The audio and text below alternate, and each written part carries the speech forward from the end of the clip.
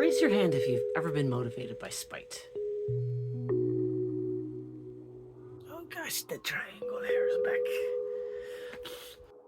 Obviously not to do harm or anything else kind of in that vein. But in this instance, there are so many people, arguably, that try to define harm as, oh no, my profits. This is somewhat of a long video, a little bit longer than some I've done recently, and she's chasing a fly. So I'll cut right to the chase. I have wanted my own patch jacket for quite a while, but none of them really sat well with me, and I know that there are some people who make pre-made ones, which I think is kind of strange considering the subculture of like DIY and other things. I've always really liked the aesthetic and the ability to display some very straightforward things when it's not just random pictures that you like or band patches. You can display some other things. No hard feelings to people who do like the kind of blocky, very like clunky aesthetic. Grunge was born out of this idea of we don't have to be attractive to you. And obviously that influenced some typical punk aesthetics of it's not just for someone else's taste. But if I was gonna have one, I wanted something that had a little bit different lines to it, something that was overlapping more with my existing style instead of going out and buying something pre-made. So of course, because I'm like this, I have been planning for quite a while to make my own from scratch. And a whole bunch of these clips are without sound or without me talking because it turned out to be a longer step, more steps in the process than I anticipated because I haven't done a sewing video in a while. I am all for the degendering of certain skills and certain crafts. So without me yammering on too much longer, here you go.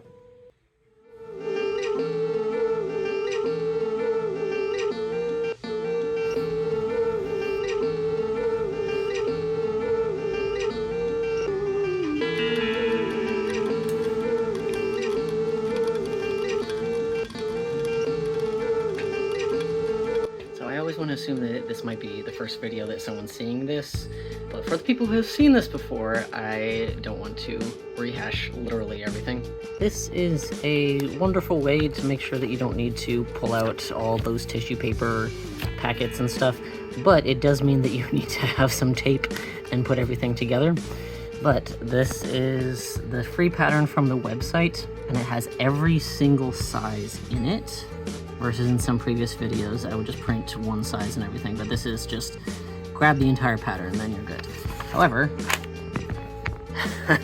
it takes a minute, and before everything gets absolutely chaotic, when this happens and it has all of the sizes, it will have a key here to what size, what your preferred size looks like. So I will be looking for all of the solid ones once everything is taped together. And the measurements that I took didn't neatly align with a single size, but because I am definitely doing a mock-up and I'm not taking chances with this one, I'm not using the end fabric immediately, I will be doing a mock-up and then kind of finagling things a little bit more, because I've done videos in the past where I just straight up do a mock-up of the pattern, and if it's not right then I'll change the pattern. That's from, you can do that with freesewing.org, but with this one it's not quite as customizable, so I'm just going to make a mock-up and then make notes and draw on things.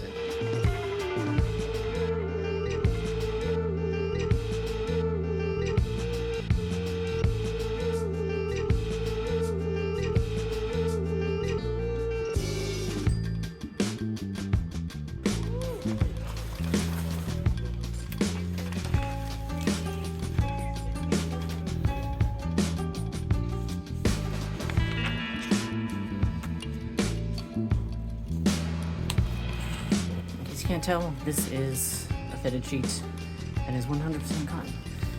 And so I just sliced up the corners so they opened up. And I'm getting rid of the Velcro so it'll lay flat.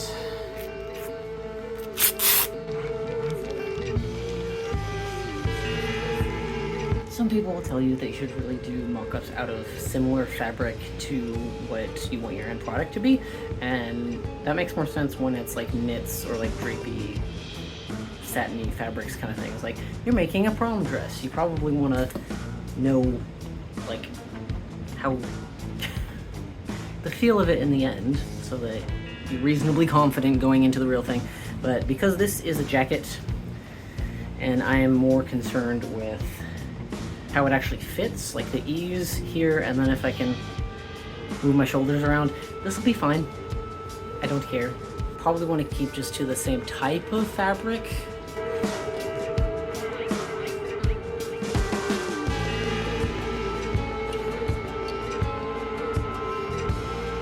So here is the setup for the front.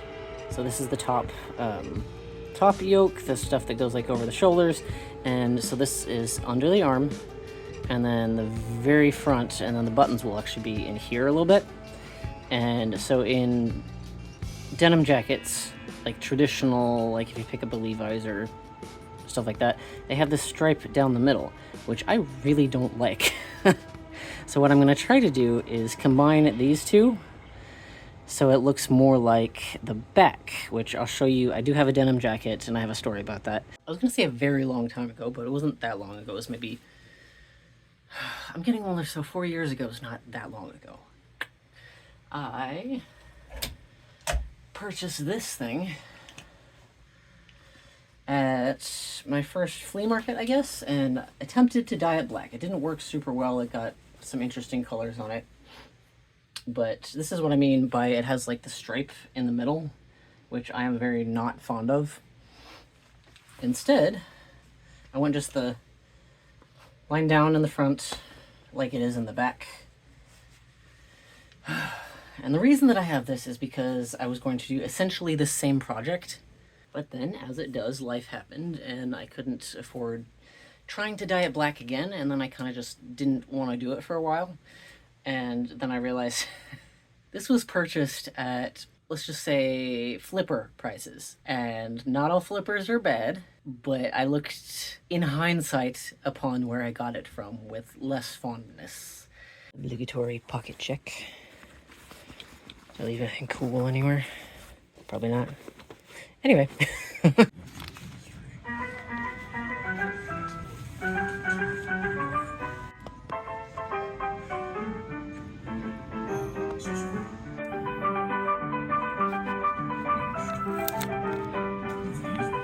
So since this is just the mock-up, I have turned my straight stitch up to the biggest size. The rest of these are crazy stuff like this, ignore that. Just the biggest size, it uses less thread and it's easier to take out. Because this was cut out wrinkly on the floor, it doesn't precisely match up on the ends, but because this is a woven fabric, even if it's not knit, it does still stretch a little bit. See, it's just the barest hint of not quite right. I start at the corner, the ends, and pin that, and then you can pop it together. So first alteration from the pattern that's kind of turning out a little bit weird. Because I'm not putting feathers in, the sleeves are not quite lining up. They're coming out a little bit weird. And that's because there's...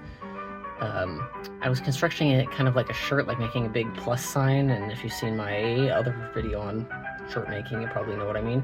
Because I'm not doing this, it's actually a little bit too much fabric, so I'm going to take it back out and do it just like they say, just without the feathers, and I'll show you what I mean on the canvas jacket when I come back. But when I come back, I should have the mock-up all done, and I'm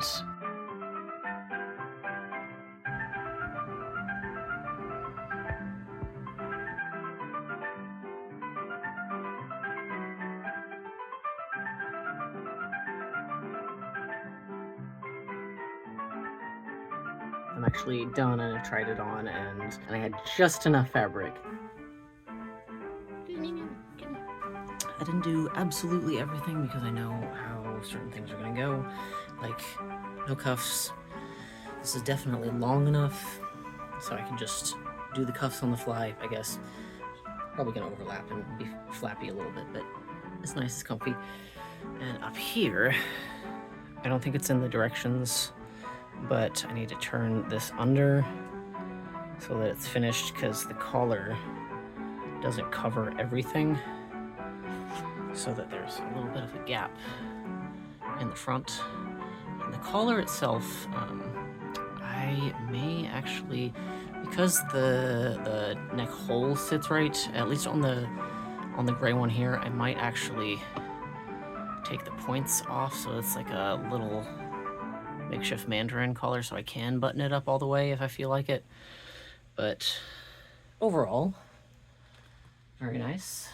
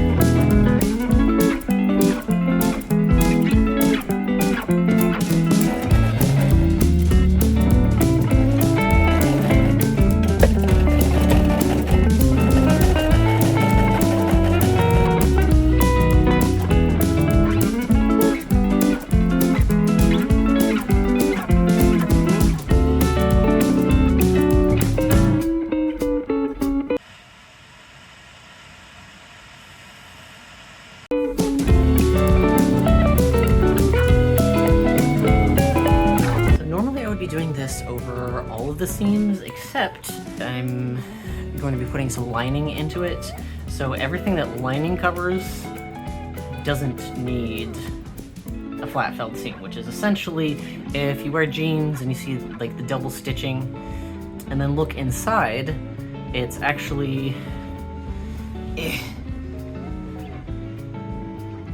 don't know if you can see that.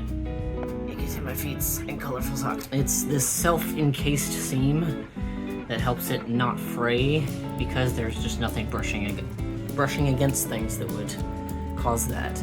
So instead of, especially since this is still flat, instead of just running it through the machine, like ironing this down, because the pattern isn't necessarily made for that, it's kind of a weird pattern. It has its quirks.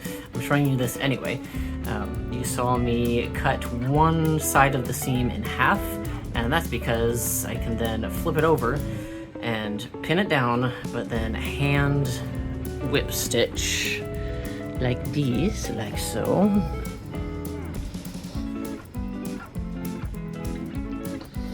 And on the other side, since it's black on black, it's barely visible, you can kind of see those little dots, but I may go back and still sew this down, but once the sleeve is on, and then the whole back seam is finished, it won't fit in the machine super well, so I think I'm just gonna figure out what I want it to look like on the outside as I do it. But this will make sure that the jacket is long-lasting, especially because the sleeves are kind of coming out long, and so the actual thread looks like it's kind of in a spiral, but really the thread underneath is straight and straight and straight and straight. And then we pin.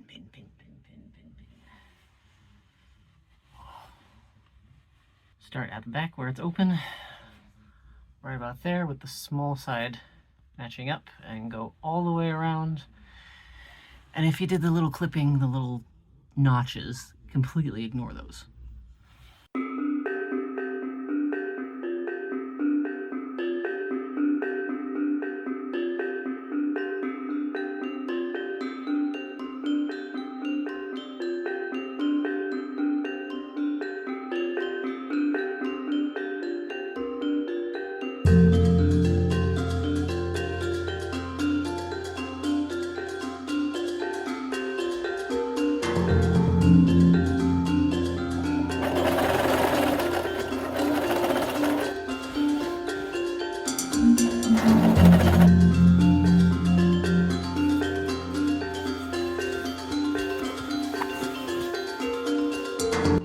Okay, so it's starting to look appropriate.